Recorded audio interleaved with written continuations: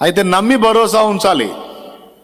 నీకు అర్థం కాదు, అంత గందరగోళంగా ఉంటుంది, ఒక్కోసారి పిచ్చెత్తినట్టు ఉంటుంది.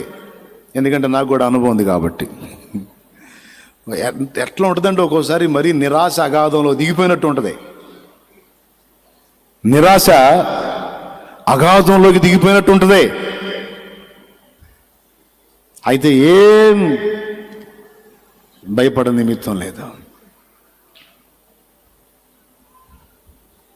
ఎవని మనసు నీ మీద పూర్ణముగా ఆనుకొనునో వాని పూర్ణ శాంతి గలవానిగా నువ్వు చేస్తావంటాడు. పూర్ణంగా ఆయన మీద ఆనుకొని ఇక భరోసా ఉంచేసాయి. ఒకవేళ ఇప్పటిదాకా అలా ఇలా ఉంటే మళ్ళీ చెప్తున్నా, ఇంకొదిలే. నా ప్రార్థన అంతా యోసేపు వాళ్ళ అమ్మ చేసినట్టు ఉంటుందయ్యా, మరియమ్మ చేసినట్టు ఉంటుంది, మోసే వాళ్ళమ్మ దావీదు వాళ్ళ అమ్మ చేసినట్టు ఉంటుంది. అట్టొద్దులేయ్యా. అవసరమైతే నా బిడ్డలకి కొన్ని శ్రమల ట్రైనింగ్ అవసరమైతే ఇవ్వయ్యా, నా భర్తకు కొంచెం శ్రమల ట్రైనింగ్ అవసరమైతే ఇవ్వయ్యా, నాకు అవసరమైతే నాకు కూడా ఇయ్యయ్యా, రాని అయ్యా. నీకన్నా నా మంచిని కోరేవాళ్ళు ఎవరున్నారు ప్రభా? నీకన్నా నా క్షేమాన్ని కోరేవాళ్ళు ఎవరున్నారు ప్రభా? నీ చిత్తం వచ్చినట్లే జరగని తండ్రి, నీకు స్తోత్రం అని నువ్వు వదిలేస్తాను అంటే తర్వాత పాయింట్లోకి వెళ్తాం. మరి వదిలేవా? అట్నే ఉన్నావా? వదిలేసారా? చేతులు ఎత్తండి, వదిలితే మరి ఇప్పుడు పాయింట్లోకి వెళ్దాం. డౌట్ లేదుగా? యేసయ్య ఏది రప్పించినా దేనికోసం, ఎవరి ప్రయోజనం? డౌట్ లేదుగా? రైట్.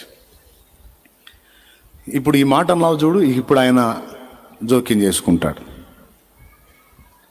నువ్వేం కంగారు పడద్దు, కంగు తినొద్దు.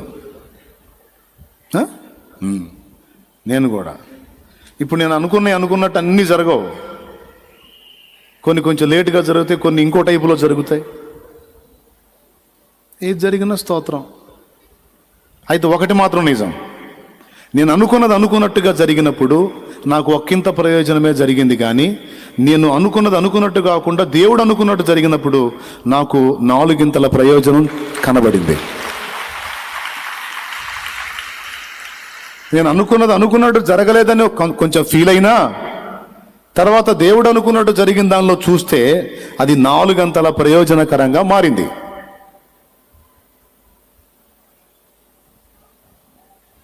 కాబట్టి నాకు దాని విషయంలో చింత లేదు. ఏదైనా పక్షిరాజు తన పిల్లలకి ఎగరటం నేర్పినట్టు దేవుడు నేర్పుకుంటాడు. నీ పిల్లలకు కూడా నువ్వు దేవుని చేతికి అప్పచెప్పి భరోసా ఉంచి ప్రశాంతంగా ఆయన మార్గంలో నడుస్తూ ఉంటే ఎక్కడ సెట్ అవ్వాల్సి అక్కడ సెట్ అవుతాయి. లేకపోతే మొత్తం కలిసి నిన్ను పిచ్చాసుపత్రిలో చేరుస్తారు. వాళ్ళ సమస్యలన్నీ చెప్పి వాళ్ళు మళ్ళీ బాగానే ఉంటారు, ఒకళ్ళ నోట్లో ఒకళ్ళు ఉప్మా పెట్టుకొని తింటూ ఉంటారు, బాగానే ఉంటారు. నిన్ను మాత్రం మెంటల్ హాస్పిటల్లో చేరుస్తారు. ఎందుకంటే వాళ్ళందరి దెబ్బకి ఆలోచించి నీ బీపీ పెరిగి నరాలు పగిలిపోయి నువ్వు పిచ్చి ఆసుపత్రిలోనో లేకపోతే పక్షవాతం ఆసుపత్రిలోనో నువ్వు జాయిన్ అవుతావు. వాళ్ళందరూ కలిసి వచ్చి మళ్ళీ నీకు నోట్లు గంజిపోతుంటారు అన్నమాట. పెద్ద ఆయన వింటున్నావా? పెద్ద ఆయన వినండి, జాగ్రత్తగా వినండి. ఒకటే నీ దగ్గరికి వచ్చి నానా ఇది సమస్య అంటే మోకాళ్ళుని ప్రార్థన చేసుకో అమ్మా అను, అంతే. అమ్మా ఇది సమస్య అంటే నా సమస్యలకు దిక్కు కూడా నాకు అమ్మ అయినా అయ్య అయినా ఏసయ్యానమ్మా ప్రార్థన చేస్తాను, నువ్వు కూడా ప్రార్థన చేసుకో అమ్మా అని చెప్పు, అంతే. నువ్వు మళ్ళీ దాని గురించి ఆలోచించి భయపడి దడ పెంచుకొని ఆయాసం పెంచుకొని నువ్వు ఏడిసి అమ్మ ఏడిసి నువ్వు ఏడిసి ఇద్దరు కలిసి నా దగ్గరకు వచ్చి నన్ను ఏడిపించి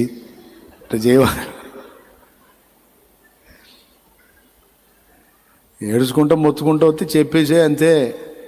నన్ను ఇంతవరకు గాచిన వాడు యేసయ్యనమ్మా, చేతనైతే మోకాళ్ళుని అడుక్కో.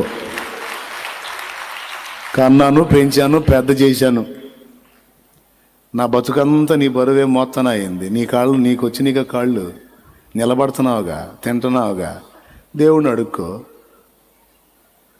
కన్న తల్లిగా ఇదేనా నువ్వు నన్ను అర్థం చేసుకునేది? ఎంతకు మించిన గొప్ప సలహా ఏ తల్లి చెప్పింది? చెక్కలదానా పో అను.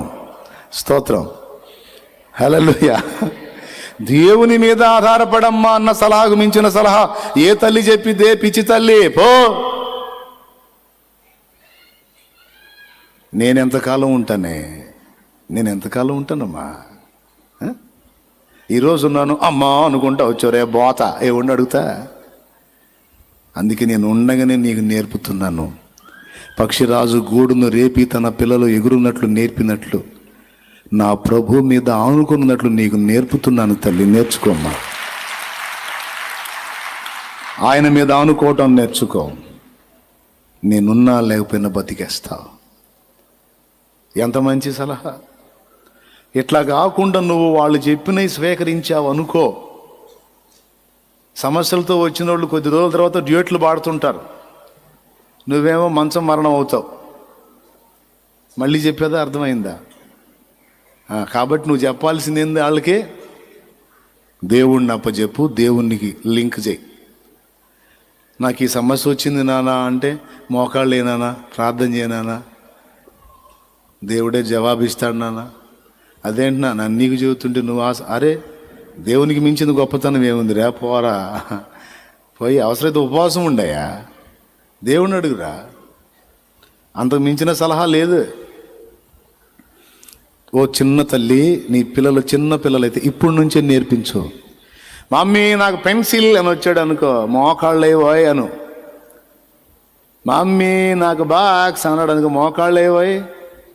మమ్మీ నాకు డ్రెస్ అన్నాడు అనుకో, మోకాళ్ళేవోయ్. వేసి అడుగు, వేసైనా అడుగు. నేర్పుకోండి. మీరు ఆధారపడండి. మీ పిల్లల్ని కూడా దేవుని మీద ఆధారపడుటకు నేర్పించండి.